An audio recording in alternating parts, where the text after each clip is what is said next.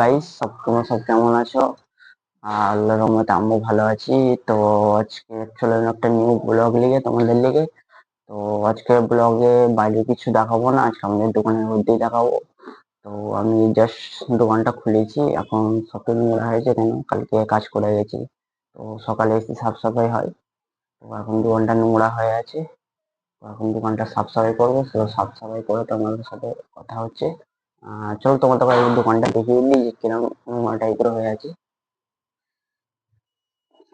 দেখতে পাচ্ছ নোংরা টাইপের হয়ে আছে।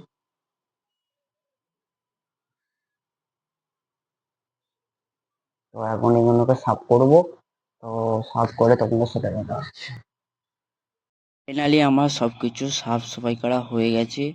তো একটু টাইম লেগে গেছিলো। আর কিরম সাফ সাফাই করেছি আমি দেখাচ্ছি, চলো। দেখতে পাচ্ছ যে কিরম সাফ সুতরা করেছি, কেন প্রচুরটা অনেকই নোংরা ছিল, সেদিন একটু টাইম। তো এবার দেখুন সাফ সাফাই হয়ে গেল। এবার সাফ সাফাই করে এবার পরে এবার আড্ডায় বসতে হবে, কেন কাজ করতে হবে। তো তো আর কিছু কাজ একটু একটু বাকি আছে, সেগুলো এবার নিপটাবো, কেন আরও অনেক কাজ থাকে। এখন আয়রন প্যাড মাজা এ করা। আমরা আয়রন প্যাড সবসময় মাজি না, খুব কমই মাজি, 2 দিন 3 দিন ছাড়া ছাড়া মাজি।